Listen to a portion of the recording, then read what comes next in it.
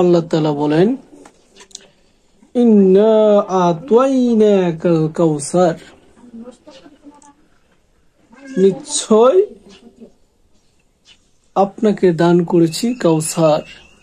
নিশ্চয় আমরা আপনাকে দান করেছি কাউসার। এখানে ইন্না, নিশ্চয় আমরা, অর্থাৎ আল্লাহর শানে ব্যাকরণের নিয়ম অনুযায়ী, আরবি ব্যাকরণের নিয়ম অনুযায়ী আল্লাহর শানে পোরাল শব্দ ব্যবহার হয়। অর্থাৎ আরবিতে জমা আর ইংরেজিতে সিঙ্গুলার পোরাল, যেটা পোরাল, অর্থাৎ আল্লাহর শানে পোরাল শব্দটা ব্যবহার করা হয়।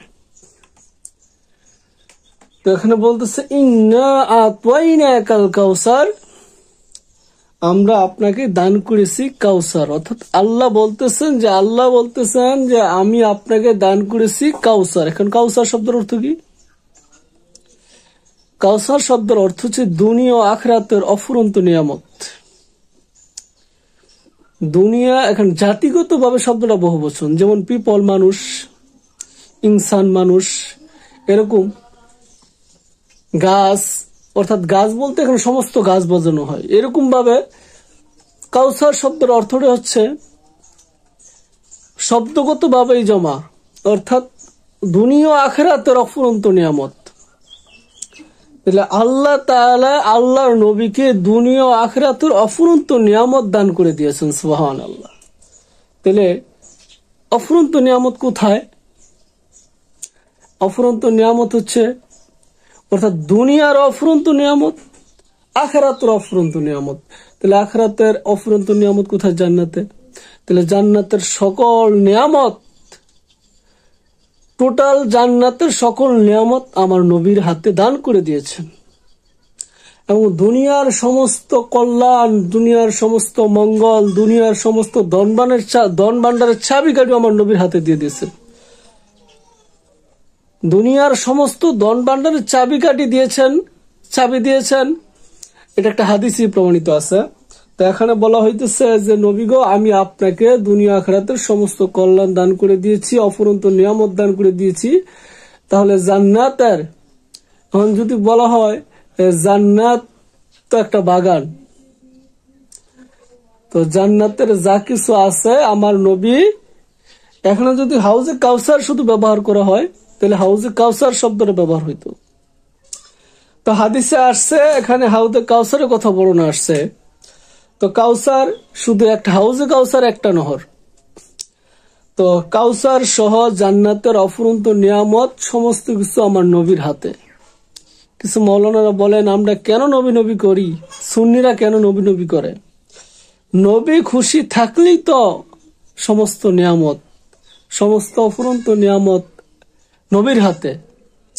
যেখানে আমার আল্লাহ সৃষ্টি সেখানে আমার আল্লাহ রহমত, অর্থাৎ রাহমাতাল লিল আলামিন, ওমা আরসালনাকা ইল্লা রাহমাতাল লিল আলামিন।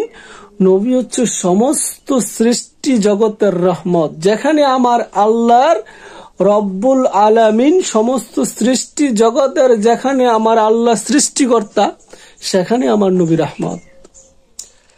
অর্থাৎ নবী হচ্ছে শান্তি, নবী হচ্ছে সুখ শান্তি, নবীর আদর্শ, অর্থাৎ অন্তরের শান্তি, দুনিয়ার শান্তি, নিরাপত্তা নবীর হাতে আল্লাহ তাআলা দান করে দিয়েছেন। বলতেছে ইন্না আতাইনাকাল কাউসার, নবী গো আমি আপনাকে সমস্ত অফুরন্ত নিয়ামত, কল্যাণ, মঙ্গল দান করে দিয়েছি।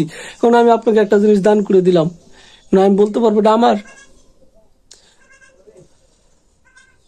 তারপরে কি বলতেছে? ফাসাল্লি লিরাব্বিকা ওয়ানহার, এবং নামাজ কায়েম করুন, আপনার প্রভুর শানে কুরবানি করুন, আল্লাহর জন্য কুরবানি করুন। অর্থাৎ ওয়ানহার, রক্ত প্রবাহিত করুন,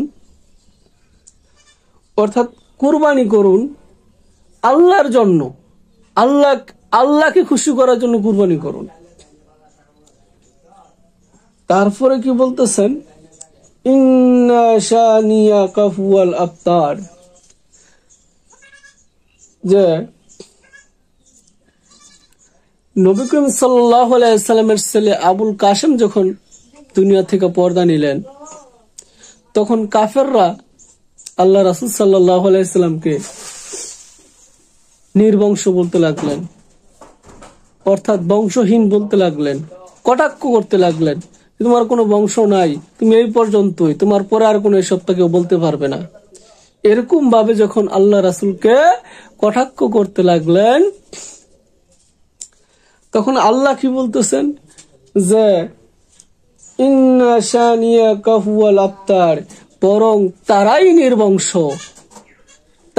নির্বংশ যারা বলতেছে, যে সমস্ত কাফেররা বলতেছে যে আপনি নির্বংশ, আপনার বংশ থাকবে না, অথচ আপনার বংশই থাকবে।